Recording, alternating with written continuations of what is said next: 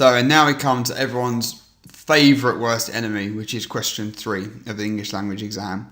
I'm hopefully going to show you that it's hopefully not as terrifying, as scary as that, and I'm going to show you both a trickier way but also a much simpler way to do this, and you can pick the way that suits you best. Now, just like my other videos, if you click this link below, you'll be able to see the whole source, you'll be able to see the questions as well, so you can do this along with me, and you hope you'll get a lot more out of it then. So you can open up question 3, and this is the one question that you can guarantee you know exactly what it's going to say. Question 2 will have a focus, will have a lens. Question 4 will have a different statement each time, but question 3 will not change, and then have this $1 million question. How has the writer structured the text to interest you as a reader? Now, I hate that word interest, and I think of it much more as this, that when we think or feel something, we're interested. So essentially it's asking us, how does it make you feel? How does it make you think? How does it shift and change those feelings as you move through the whole of the text?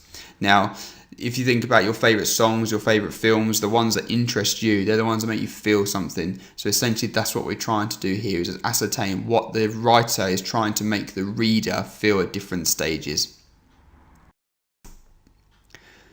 So, how has the writer structured the text to interest you as a reader? So a writer has got lots of structural choices available to them, and I've got them on the screen here with a prompt question that you want to be asking yourself as you move through. So as you're reading through your text, you want to be thinking, what is significant about the opening? Then you want to think about what is immediately established at the start. You want to think about how the writer uses time to demonstrate the chronology of events. You want to think about, is there a flash forward or is there a flash back? You want to think about the balance of information and what's been focused on more than other aspects. You want to think about what are the shifts in the narrative, so when does it shift to a new point? You want to think about when the focus narrows and whether it does get narrowed at any point. Is there any speech that's been employed? And what is then significant about the ending? Now, you're never going to find all of these. You don't need to. You need to probably find 2, possibly 3 in your exam, and that's going to be more than enough to get you through here. But having that bank will make it a lot easier for you.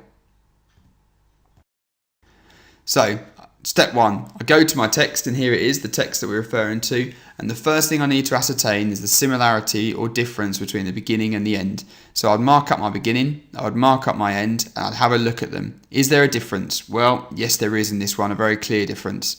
The beginning has got a slow pace, which has been created by short sentences and a short paragraph and quite a mundane, boring focus of just his second hand. However, by the end, there's a quick pace, there's much shorter sentences, and there is long sentences with no punctuation, and now we are focusing on the chaos of death. So there is a clear disparity between the beginning and the end. I then come to my step 2, which is now I've got the beginning and the end sorted, what other structural choices has the writer made? And now I go through my Bitfenday techniques to see what I could find. First of all, I've got what's immediately established. So he's immediately established his fear and his paranoia. How does that make me feel? I would then talk about the priority of time at the start. He's really worried about what time of day it is and what his second hand is doing, but funnily enough, he never mentions the time again when he's running into the Somme battlefield. I would talk about the equilibrium, how the majority of the text is about the battle, so that's clearly his main concern and his worry.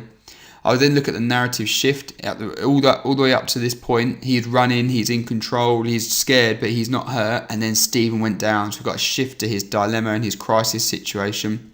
Then we've got the narrowing of focus. So he's, of all the points of everything we want to say about the Somme, he starts narrowing just down on one man's injuries, how his face was missing. So as you can see, I hope, you can use the Bitfenday techniques to find different structural choices that the writer has made. As I said before, you don't need to find all of them, but if I just found 1 or 2 of these as well as my beginning and end point, I've got more than enough to get me through a question 3. So now I can start writing up. Now my first paragraph is going to be slightly different to the others, but I'm still following this point, evidence, explain, engage structure.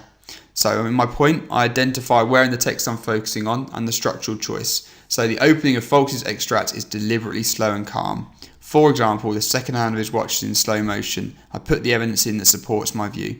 Remember, this can also be a reference at this point because it's not always suitable to put a quote in to support the structure, but it might be a wider thing that's been used. A slow pace is created by using short, simple sentences, a short paragraph, and a focus on a mundane topic like his watch hand. So I've explained what the structural choices have been made and what the effect of them is. However, the end of the extract, now I jump back to the point because I'm identifying the new part of the extract. It had not been cut, new evidence, is characterised by a quickened pace created by a combination of short and long sentences with no punctuation. The focus at this point has shifted from the monotony of time to the chaos of death. So I've gone PP basically. I've gone what's happening at the start, what the effect of it is, what's happening at the end, what the effect it is. Now it always comes back to how it makes the reader think or feel. So this juxtaposition reflects the shift from pre-battle anticipation and solitude to the painful confusion and desperation of the storm experience. We understand as a reader the pain, his confusion and his desperate state because he's shifted from one extreme to the other. Now my other paragraphs are much simpler. These are just straight point, evidence, explain, engage paragraphs. So towards the end of the extract, Foulkes narrows the focus to a man beside him missing part of his face. I've identified the structural choice, the narrowing of focus, and I've said whereabouts in the extract this is happening. This specific detail on the human cost of the battle outlines the extreme danger that Stephen is in, and it outlines the sheer barbarity of the Somme battle, so explaining the effect of that structural choice. As the soldier walks on, his physical detachment from his pain matches our emotional detachment from him as he remains depersonalised in Foulkes' description. I've begun to start drawing parallels between the whole structural, the whole text, the whole piece, how it's been put together structurally, and our experience as a reader. But then I then talk about more specifically how it makes me think or feel. So the intimacy the reader is allowed to have with this stranger's impending death underscores the accepted and expected horror of trench warfare, and the pathos created means we empathise with this pain and suffering of all involved. I directly refer back to how it makes the reader think or feel because that's what interests me as a reader. Notice my word pathos is a little known word, not used too often in exams, but it's a lovely word because it basically means we feel sorry for them, feel sad for them. Don't overuse it because it loses its effect, but it is a little get out of jail free card if you're really stuck for what to say. So now if I've got my mark scheme out, this is going to be looking like a more perceptive detailed response now because I'm analysing the effects of the writer's choices of structure, I'm selecting a range of judicious quotes, and I'm using my subject terminology appropriately. But there will be plenty of students that are looking at it like this in a minute, panicking, I cannot do this, there is way too much there for me to fathom, and because this is so different to question 2 and question 4, it doesn't really fit into our understanding, our psyche of how to approach this. If you are one of those students, panic not, never fear.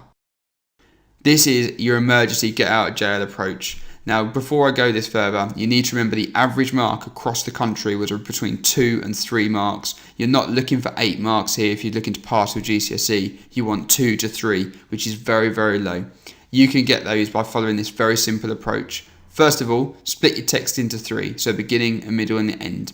At each point, you want to think about what the writer has done structurally and how that makes you feel, considering my little purple box of key structural choices down the bottom. So at the start, Foulkes is focused on the time in the second hand, which makes me feel calm. At this stage, Stephen's not yet in crisis. By the middle, Foulkes repeats the imagery of death and pain, so I'm now shocked and appalled at the barbarity of war. By the end, he's reached his moment of crisis and extreme danger, so now I've shifted to a great concern and fear for Stephen. If I'm making them brief, basic points from the beginning, middle and end, and making it relevant to how I'm interested and how I feel at each point, then that's still going to be enough for me to get at least half marks in this question. Then I write it up in exactly the same way. I'm following the point, evidence, explain, engage structure. So in the opening, Foulkes focused on the time and the hand of his watch in slow motion. Foulkes has used this focus to demonstrate how Stephen is savouring his last moment of peace and safety. He is now acutely aware the moment has nearly come for him to suffer. For him to be focusing on something as mundane as the time shows his desperation to take his mind off the battle to come. I've explained the effect of that structural choice in the opening, and then I bring it back to how I feel as a reader. The reader here shares in Stephen's anxiety and fears for his safety. However, like Stephen, they have not yet been exposed to the horror of war and so are in a limited, naive state of ease. If this second approach is easier for you, it will get you out of jail. But if you have got ambitions of getting 7 or 8 marks, you're going to need to tackle the bit fendé structural choices, and you're going to need to be looking at structure in a lot more specific detail than that.